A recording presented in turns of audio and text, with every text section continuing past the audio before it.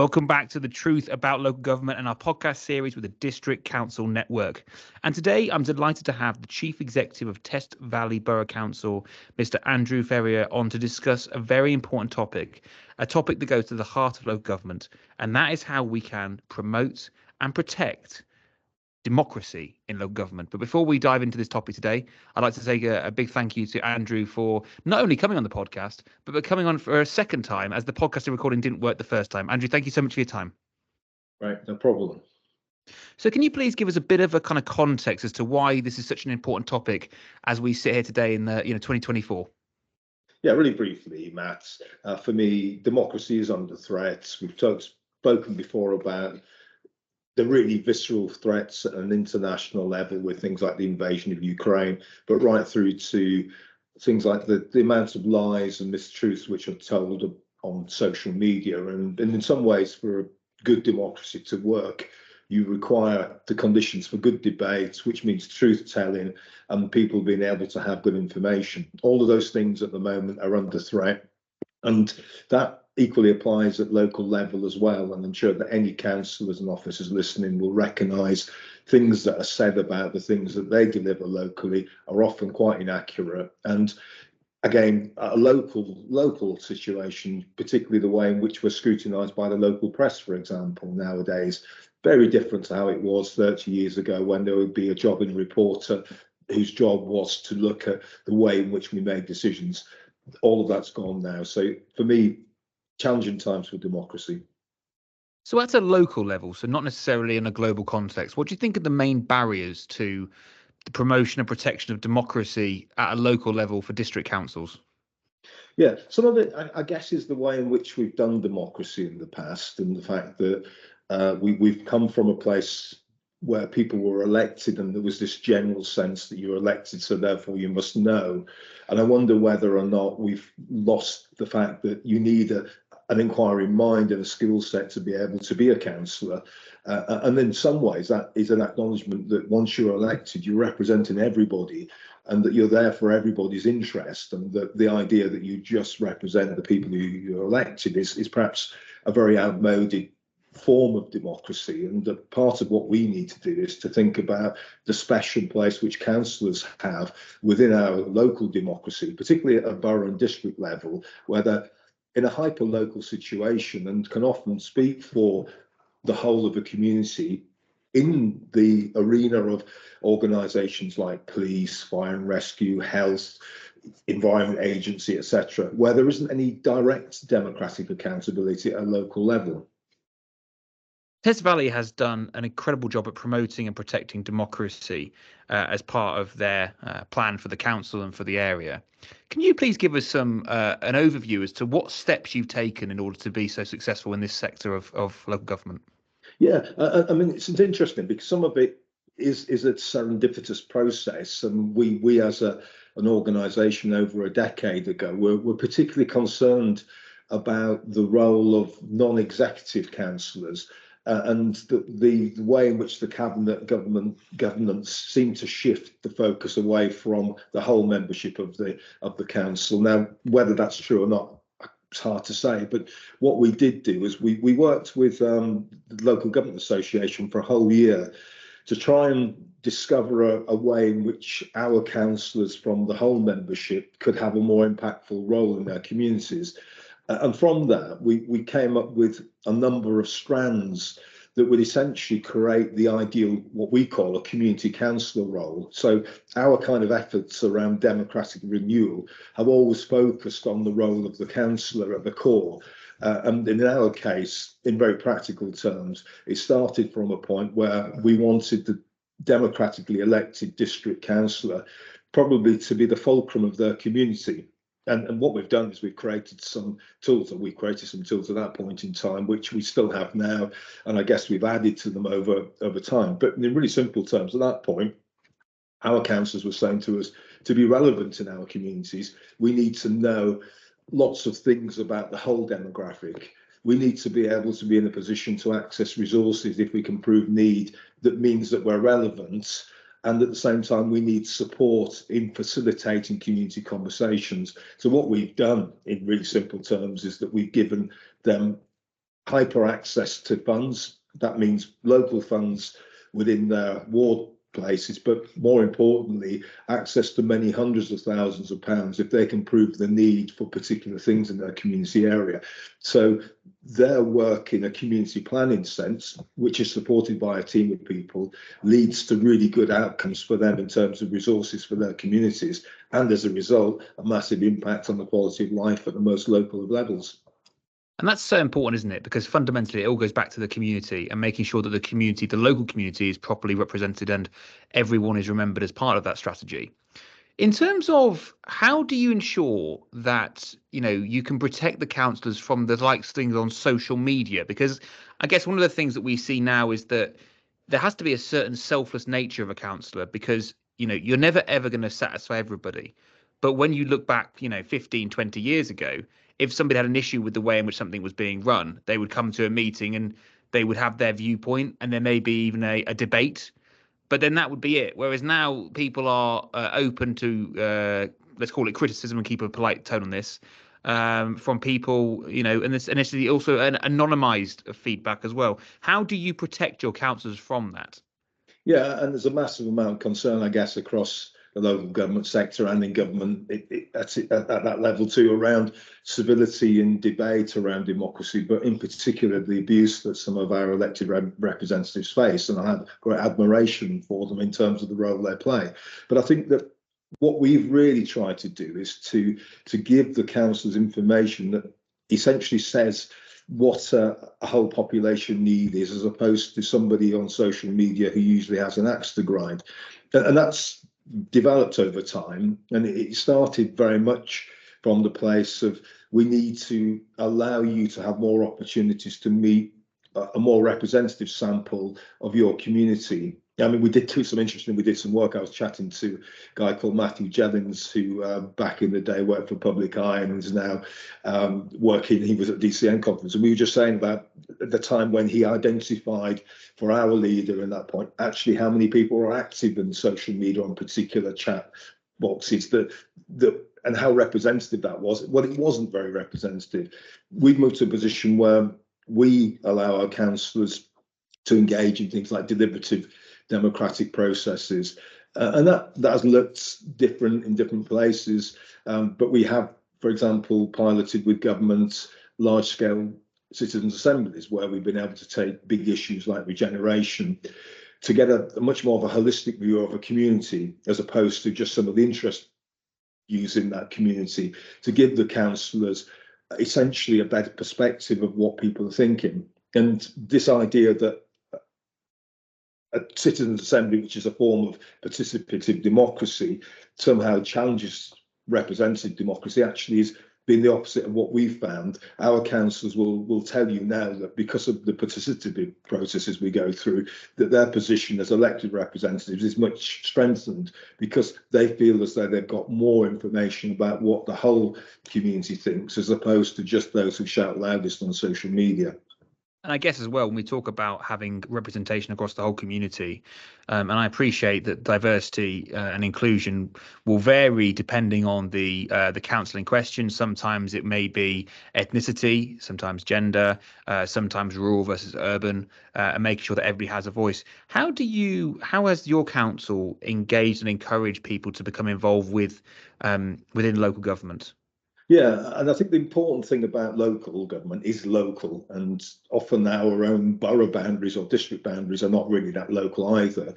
But we've acknowledged that place is what people think place is. So in our case, it's often towns, or it's villages or parishes, or it's an urban area, but those people who live in that place will describe themselves as being residents of a particular place, as opposed to what we think of as place. And then around those places, we've constructed opportunities for councillors to engage in communication with those groups. But the important thing with our model is that it doesn't isolate groups from each other, particularly around when it comes to deliberative processes. It's about bringing people together who are more representative of that community. And that's where the things like kindness come in. So when you get debates on social media, or you have focus groups of particular groups of people, then it's easier to be more extreme in your views about people who are not represented in that room. But if you bring people together around a place, there's a commonality of interest there because everybody wants their place to succeed. But more importantly, you give people a space, and often it's physically, to actually understand each other's needs. And that leads to collaboration, consensus building, and a deeper understanding of what other people's challenges are in your community. So I think the role of the councillor as an honest broker in that process, the elected representative, in bringing those people together is really important. And that councillor really does have that convening role to play. When we talk about promoting democracy, and you talk there about gaining a greater understanding of other stakeholders in the community's views and experiences and their struggles, Yeah. You talk there about communicating and bringing people together. What has been the most powerful learning? I mean, I'm looking here for a piece of advice that potentially you could give about how you achieve that, because there can be some very divisive-ish topics that come up within a community. If we took, for example, development, there may be people who need houses who haven't got it, and then some people who want to protect the green belt land around their house. So that's one example. Yeah. What's the best way to promote that collaboration and understanding and kindness within a community? I think that one of the problems that we've faced in the past is that when we have consulted as a sector, often we've consulted people about their view of X without them being fully informed of the full picture. So in our case, asking about whether a development is good or bad or they're against it in isolation with the other factors often leads to quite polarized results. And I think that things like this deliberative processes that we're promoting bring in other information. So, for example, in the types of exercises that I'm describing, people wouldn't be asked to make a decision about whether a development should go ahead or not before they've heard from, for example, how developments are funded from specialists in that area, perhaps how you might construct community buildings to be inclusive, and probably more importantly, lived experience from people within that community, for example, people with disabilities. So we're moving away in a sense from that traditional telephone survey that we might have done 20 or 30 years ago in local government. Somebody rings you up at tea time and says, Matt, tell me what the top 3 priorities for the council should be. And you go, oh my God, I'm having my tea at the moment. I really haven't thought about it, but it's crime and it's to do with spending on this. And you give the first thing that comes into your head. And then the council takes that as gospel. What we do in our process is we give a bit of space for people to understand. And often that means information giving before we actually say, OK, and now having heard all of that, where do you stand on it? And the results are usually different from where they would have been if we just asked a question at the beginning of the process. It's really interesting with that. Is there a limit to the amount of information that you share? Like, how do you decide how much information to share so that you can give someone a complete picture without kind of provoking almost numbness by there being too much information? Yeah, and you've got to accept that this isn't something that, it's not like Swiss democracy where every day we're running referendums on various things. We're obviously using these processes, particularly around large projects like regeneration. And for example, the development of our corporate plan, we held a lot of deliberative type events. And in those injects, what we're essentially saying is, look, guys, you need to know that if you're about to comment on the future of this area, that within your area, you've got X number of homeless people or X people needing houses, or this is the demographic in terms of younger people. We don't do that every day, of course. What we might do on a daily basis, though, is actually say to a councillor that's about to recommend that £100,000 is spent from our funds on a new community centre, that part of the evidence that they need to understand is what is the balance of their community. So this is this interplay really between information, participation and the representative in the form of a councillor. So it's kind of sophisticated in some ways, but it really does require you to decide when you're going to invest big time in these processes. And usually that's when there is an awful lot to play for, such as a large regeneration scheme. So the prioritization essentially is a universal measure where you look and say, does this have a large enough impact within the social group that we're looking to talk to, in order to really take the time for them to understand the true nature of the problem, the solution, and therefore to make an informed decision as to how the community genuinely feels once they have all of the factors. And that's really hard. I suppose this is one of the things that I think is just so amazing about the sector, that you're trying to achieve something and you're having to utilize and kind of manipulate is completely the wrong word, but you're trying to utilize the views of the societal group while still trying to achieve something absolutely massive. And that is just, I mean, having the human element to it is just kind of creates that element of not necessarily uncertainty, but the wild card factor. Going into, because I want this to be about advice. I mean, you guys at Test Valley are doing a great job. What advice would you give to leaders within local government? And when I say leaders, I mean both chief executives, strategic directors, members, the full spectrum. What advice would you give them about how they promote and protect democracy in their local government? Yeah, I think number one is that you've got to think well beyond the boundaries of your own organisation and protecting your organisational interests. I think you need to understand that within the district and borough council network, that we have a group of people who are elected to serve that community. And in the absence of democratic representatives on the bodies that are also working in that community, our borough and district councillors play a special role. Now, the other side of that coin, of course, is that we maybe weren't trained or developed to play that role originally. Back in the day, councillors were elected maybe because they had come through the right network, the right political party for that area. Equally so, council officers, the best planner, the best engineer, the best whatever you, rises to the top of their professional pile in quite a competitive environment and becomes the senior person in that authority or part of that senior team. Not necessarily the right ingredients for collaboration, engagement, and in a way, the promotion of this way of working. So one of the things I would suggest is that you need to look at your skills mix, your behaviours in those situations, which sometimes, if they're based on our traditional way of working, are not right. So we've done a lot of work on the idea of reskilling ourselves for working within collaborative environments. Some of that is around the way you act in those places, but some of it is around simple tools of how you facilitate good conversation and don't make it combative. Last question for you, Andrew. You really need to know, why is democracy important for local government?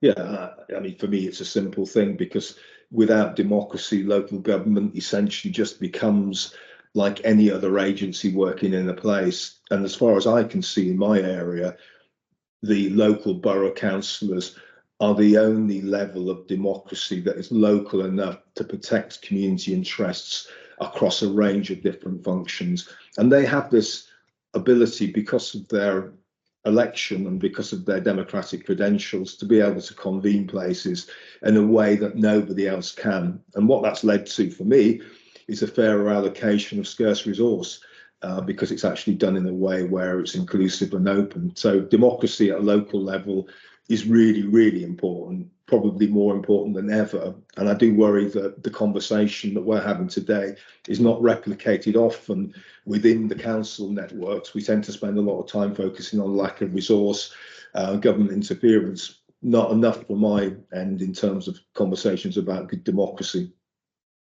Andrew, thank you so much for your time today, and thank you for your insight. Thank you, Matt. You've been listening to Andrew Ferrier, Chief Executive of Test Valley Borough Council, on how to promote and protect democracy in local government. Thank you for your time. Tune in later in the week for more interesting episodes.